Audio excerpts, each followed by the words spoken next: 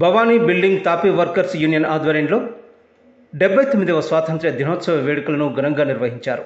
మాజీ ఎమ్మెల్యే జులకంటి రంగారెడ్డి ముఖ్య అతిథిగా పాల్గొని జాతీయ పతాకాన్ని ఎగురవేశారు. కార్యక్రమంలో భవానీ బిల్డింగ్ తాపీ వర్కర్స్ యూనియన్ అధ్యక్షులు జూకంటి సత్యం, కార్యదర్శి కృష్ణ, ఉపాధ్యక్షులు దుర్గారావు, కోశాధికారి సైదులు, ఇతర కార్మికులు పాల్గొన్నారు.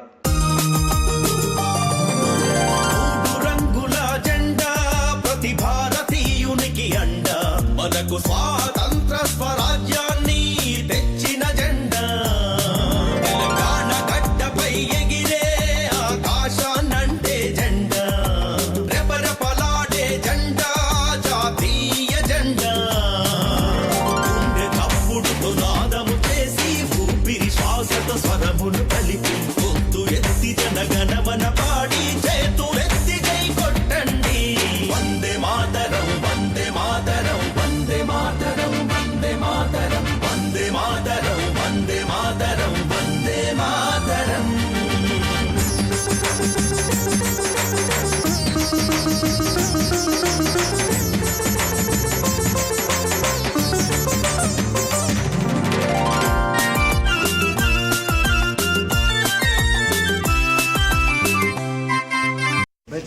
స్వాతంత్ర దినోత్సవం సంబంధించి మనము ఈరోజు మన సంఘం అయిన బిల్డింగ్ దగ్గర ఎప్పుడు కూడా 2 సంఘాల దగ్గర చేసుకునేది.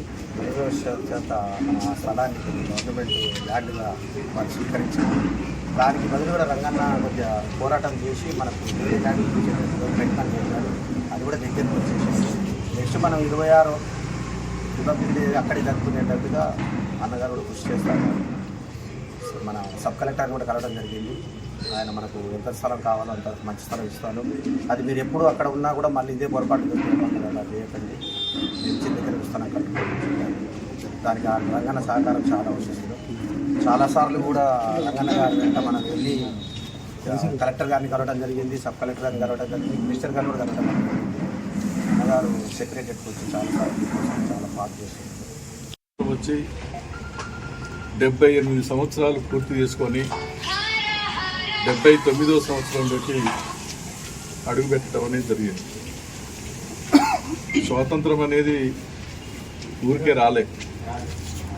ఎన్నో పోరాటాలు, ఎన్నో త్యాగాలు, వేల మంది, లక్షల మంది ప్రాణత్యాగాలు చేసి, లాఠీ దెబ్బలు తిని, తుపాకీ గుండ్లకు బలై అనేక పోరాటాలు చేసినటువంటి ఫలితంగానే మన దేశానికి స్వాతంత్రం రావటం అనేది జరిగింది. బ్రిటిష్ వాళ్ళు 100 సంవత్సరాలు పరిపాలన చేసి మన దేశ సంపదను మొత్తం కొల్లగొట్టారు. తర్వాత మనల్ని బానిసల్లాగా చూసేవాళ్ళు. అలాంటి పరిస్థితుల్లో జాతీయ ఉద్యమాన్ని నడిపించినటువంటి మహానాయకులు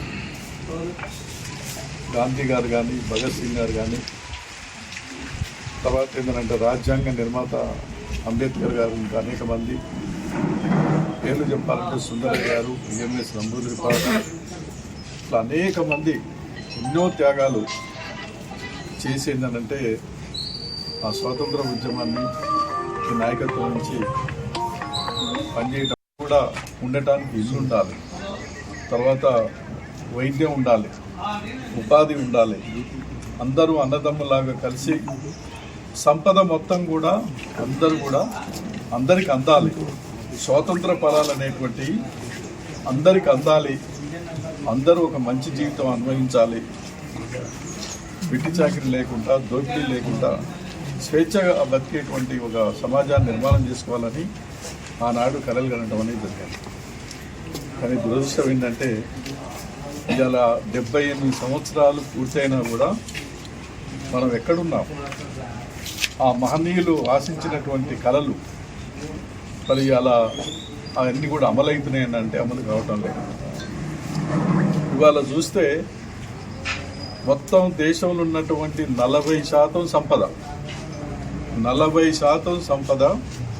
1%గా ఉన్నటువంటి కార్పొరేట్ వాళ్ళ చేతిలో ఉంది.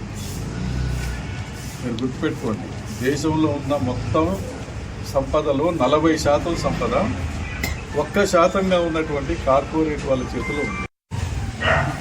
నేను ఎమ్మెల్యేగా ఉన్నప్పుడు మనం అనేక రకాల ప్రయత్నాలు చేశాం.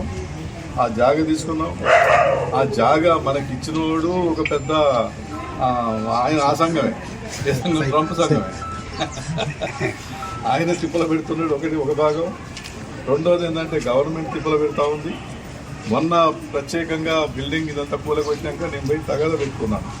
సబ్ కలెక్టర్తో తగాదా పెట్టుకుని ఎక్కడనే 5-6 వేల మంది కార్మికులు ఎంతో కష్టపడి దాన్ని చేసుకుంటే దాని జోలి పోయారని చెప్తానంటే ఆయన ఏమన్నాడంటే, ఇక నేను జరిగిందేదో జరిగింది, ఇంతకంటే మంచి స్థలం మీకు ఇంతకంటే మంచి స్థలం మీకు గవర్నమెంట్ నుంచి మేము అలాట్మెంట్ చేస్తాం, నా బాధ్యత, నేను సబ్ కలెక్టర్ చెప్తున్నానని గట్టిగా ఆయన హామీ ఇచ్చాడు.